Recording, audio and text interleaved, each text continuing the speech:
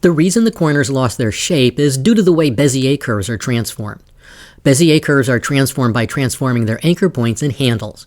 Transforming the anchor points change, of course, the points on the canvas the curve passes through. Transforming the handles changes the curvature, for want of a better term, of the rounded part of the shape. We used a grid when we made the path for the green concept rectangle. One of the results of doing things this way was that the left end of the straight edge of the top of the rectangle was 50 pixels to the right of the left side of the rectangle. And when we pulled out a handle for that anchor, we pulled it out 25 pixels. The same thing was true for all the corners of the rectangle. They all ended up with 25 pixel handles. When you stretch out the width of the rectangle to 500 pixels, all the horizontal features are scaled by 500 over 300, or about 1.66. That's because 1.66, with a lot more sixes, times 300 is 500. The result is that the left end of the top edge is now about 84 pixels from the left side of the rectangle, and the handle has been pulled out to about 42 pixels. The length of the handle determines the curvature at that end of the corner. That's not a mathematically precise description of what's happening, but you know what I mean. However, the handle on the other end of the corner is still 25 pixels. So each end of the curve has a different curvature, and that's why it looks unbalanced.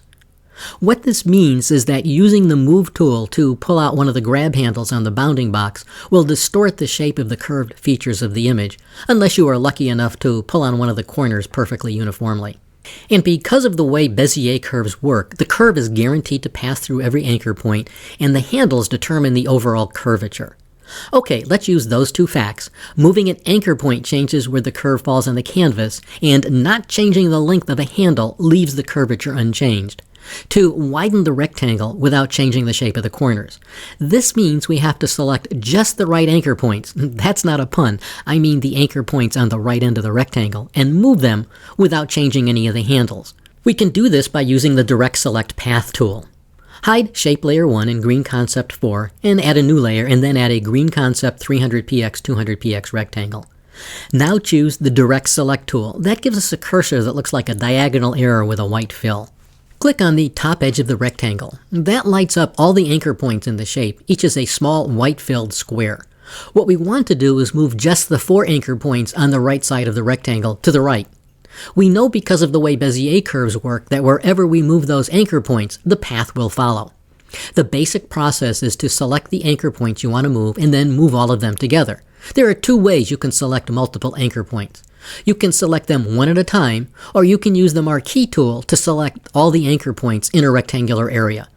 We start by selecting the anchor points one at a time, mainly to emphasize that you modify a Bezier curve by moving its anchor points, and also because sometimes you just have to do things that way. Select the first anchor point by clicking on it with the Direct Select tool. Notice that it changes from a white-filled square to a solid black one. Select the remaining anchor points with the Shift key held down.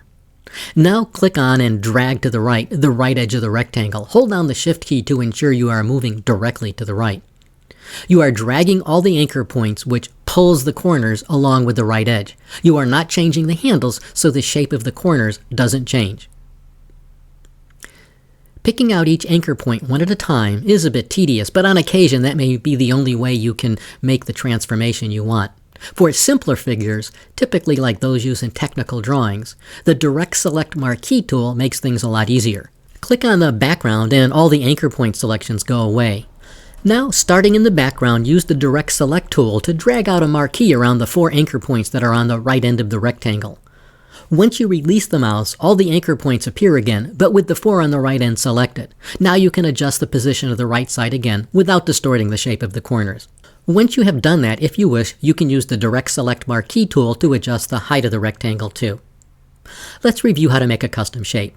First, you make a path. This example used the pen tool to do that, but later you will see there are other ways to make a path. Save the path as a custom shape. Remember that this isn't really a shape as such, it's just a path that we will need later. Convert the path to a shape and then fix up whatever properties like stroke, color, width, that sort of thing that need to be fixed. Make sure the custom shape you created is selected on the right-hand side of the toolbar. And you can set things like fixed proportions at this time too. Make a custom shape preset. Later, when you need that shape again, you just use the custom shape tool, select the preset, and draw.